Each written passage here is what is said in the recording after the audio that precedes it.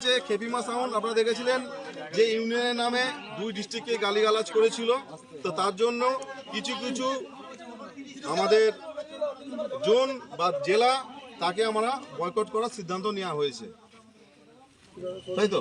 অবশ্যই। তো সেই বিষয়ে আমাদের রুহুলদা এই বিষয়ে কিছু কথা বলবে।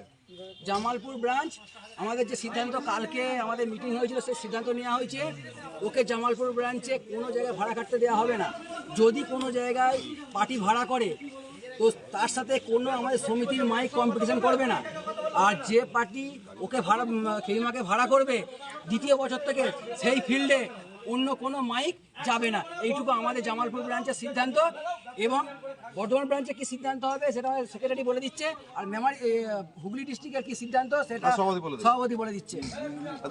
বর্ধমান জেলা থেকে যে সাধারণ মালিকদেরকে নিয়ে কাজ, যেহেতু একটা সমিতিকে খারাপ ভাষা বলেছে, সেই হিসেবে ওর একটা পানিশমেন্ট হওয়ার দরকার আছে।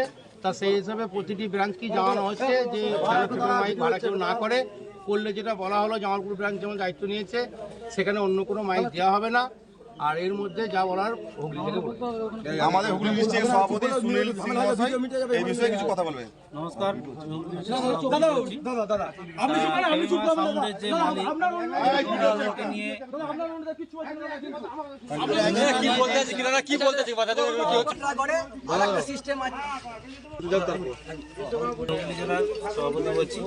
খেপিমা সাউন্ড যে আমাদের সংগঠন ইউনিয়নকে যে গালিগালাজ করেছে, ভ্রষ্টাচার বলেছে বা অনেক রকম কথাবার্তা বলেছে, সোশ্যাল মিডিয়ায় আপনারা দেখতে পেয়েছেন।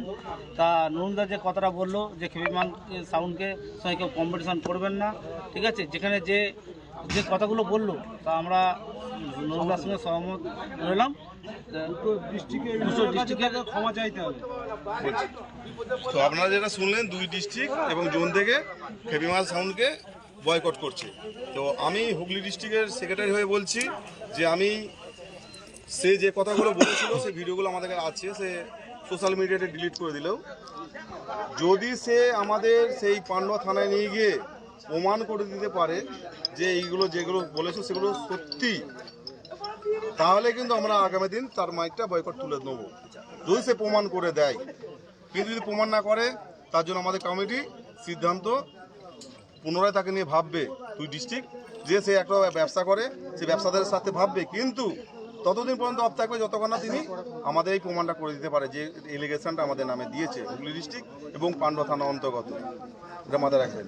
ততদিন যারা ওকে ভাড়া করবেন সেই জায়গা কিন্তু আমাদের হুগলি ডিস্ট্রিক্ট বা বর্ধমান ডিস্ট্রিক্টের কোনো সেট কিন্তু ওর সঙ্গে কম্পিটিশন করবে না, বা সেই জায়গাতে কোনো মাইক গেলে সেখানে 5 বছর সেই জায়গাটা মাইকটা বন্ধ থাকবে। আর একটা কথা বলি, বেতরাগড়ে যে সিস্টেমটা আমি বললাম যে কি জন্য বয়কট করা হচ্ছে ওকে, আর একটা কথা যেটা বলতে ভুলে গেছিলাম, যে ওখানে যে পার্টি মানে দুটো পার্টি আমাদের সমিতি রুলস মেনে তারা কাজ করেছে বা বাজিয়েছে, সেই জন্যে এর পরের বছর থেকে সেই দুটো পার্টি একমাত্র মাইক পাবে, আদার্স কোনো পার্টি মাইক পাবে না যতদিন না এর সমস্যা মিটছে। সমস্যা মেটাতে হলে আমার জামালপুরের ব্রাঞ্চে খেপিমা সাউন্ডকে এসে তার ভুল স্বীকার করে সমস্ত কিছু মেনে নিতে হবে।